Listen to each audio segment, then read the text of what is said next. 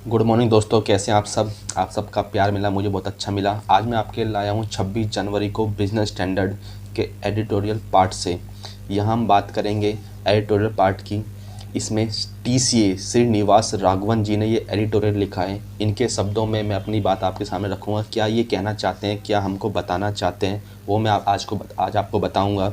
ये अधिकारों की बात कर रहे हैं, जो अधिकार मिले हुए हैं सरकार को, जो अधिकार मिले हुए हैं सुप्रीम कोर्ट को, वो कैसे इनका प्रयोग कर रहे हैं, क्या वो सही कर रहे हैं, क्या वो गलत कर रहे हैं। जो मुझे समझ आया उस हिसाब से मैं आपको बताऊंगा क्या ये कहना चाहते हैं।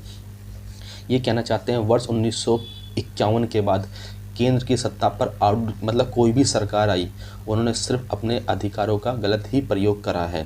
जैसे वह कहते हैं राज्यपालों के माध्यम से, वो जो राज्यपाल होता है वो हमेशा केंद्र के अंदर होता है। मतलब केंद्र सरकार ही राज्यपाल को हर स्टेट में चुन के भेजती है अपनी पसंद के।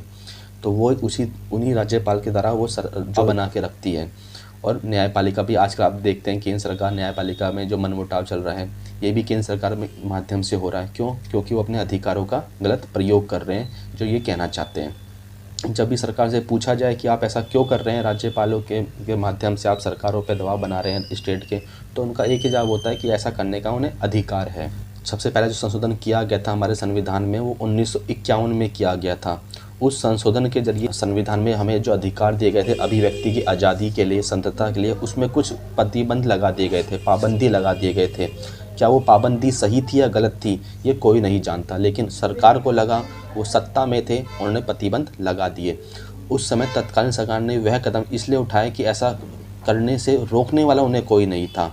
उन्होंने शर्तें अपनी मर्ज़ी से लगाई, जो उन्हें ठीक लगा। संविधान में हमें वो अधिकार दिया गया था, लेकिन फिर भी उस पर पाबंदी लगा दी गई। नहीं उनको ऐसा कोई रोकने वाला, टोकने वाला कोई है कि वो ऐसी पाबंदी क्यों लगा रहे हैं, किस अधिकार से लगा रहे हैं, जब हमको ये अधिकार संविधान में पहले से ही दिए गए हैं। एक आम नागरिक को अधिकार जब दिए गए हैं तो सोच समझ के ही दिए गए थे, फिर उस पर आज ऐसी पाबंदी क्यों लगाई जा रही है। आप भी जानते होंगे जब इंदिरा गांधी का समय था, इंदिरा गांधी जी थे, तब वो सत्ता में थे, पूरे बहुमत से थे। तो उन्होंने अपनी बहुमत का प्रयोग करके उस वक्त राष्ट्रपति हो, उपराष्ट्रपति हो और प्रधानमंत्री को कानून से ऊपर रख दिया था कि उनके ऊपर कोई केस नहीं हो सकता जब तक वो अपने पद पर हैं। उसके बाद दूसरी सरकार आई, उन्होंने भी संविधान में संशोधन करा और संशोधन करके संपत्ति का जो एक अधिकार पहले मूल अधिकार माना जाता था, उस संपत्ति के मूल अधिकार को ही संविधान से हटा दिया। मूल अधिकार से अब संपत्ति का जो अधिकार हमारा एक मूल अधिकार नहीं है, पहले ये मूल अधिकारों में आता था।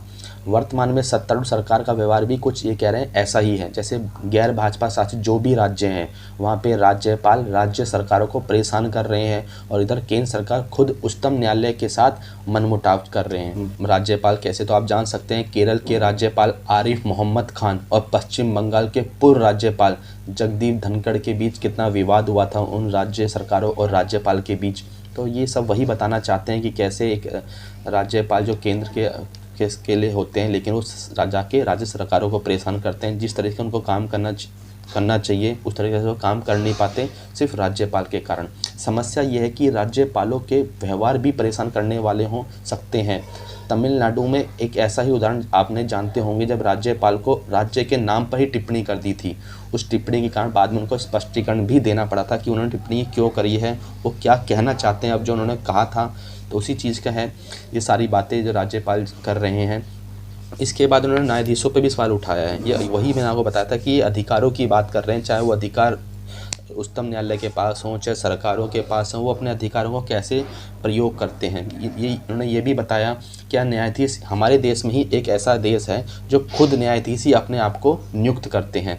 ऐसा करने वाला सिर्फ भारत ही एक ऐसा देश है, ये इनका कहना है। और ये सही भी बात है। अगर हम पूरे वर्ल्ड में देखें तो कहीं भी ऐसा कोई देश नहीं है जो खुद अपने आप के ही न्यायाधीश अपने आप को ही चुनते हैं। सुप्रीम कोर्ट में ये व्यवस्था है, लेकिन व्यवस्था शुरू से नहीं थी। 1950 जब से देश आज़ाद हुआ है तब से व्यवस्था नहीं थी, ये व्यवस्था बाद में चालू की गई, जिसे अब आज हम कॉलेजियम सिस्टम के नाम से जानते हैं। इसी मुद्दे को लेकर केंद्र सरकार और सुप्रीम कोर्ट के बीच विवाद चल रहा है। दुनिया के किसी भी देश में न्यायाधीश स्वयं अपनी नियुक्ति नहीं कर सकते।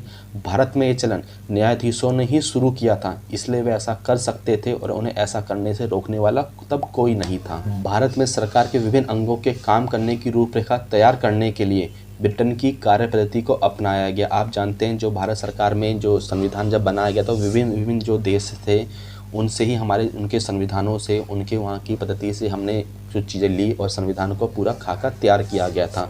तो जो हमने अपनी जो संविधान में जो विभिन्न अंग है वो कुछ ब्रिटेन से भी लिए थे, लेकिन ये कहते हैं जो सही चलन जो चल रहा है वो अमेरिका में सही चलन चल रहा है। क्यों? न्यायाधीशों के लिए, ये न्यायाधीशों की बात करें, जो सही चलन जो है वो अमेरिका में है। कैसे बता रहे हैं वो कह रहे हैं कि अमेरिका में संसद द्वारा तय किए गए नामों पर ही मुहर लगाई जाती है, ना कि न्यायपालिका खुद अपने नाम तय कर लेता है।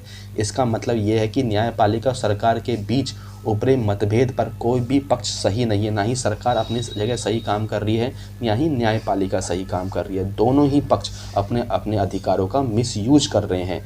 ये मिसयूज जब तक करते रहेंगे तब तक देश सही दिशा में नहीं बढ़ पाएगा। हम इनका कहना है कि सरकारों का जो राज्यपाल हैं वो ऐसा प्रयोग ना करें जिससे जो दूसरी सरकार है, स्टेट की सरकार है, वो अपना ठीक से अपने अधिकारों का पालन ना कर पाएँ। तो जिसके पास अधिकार हैं वो अपने अधिकारों का देश की प्रगति में ही पालन करें।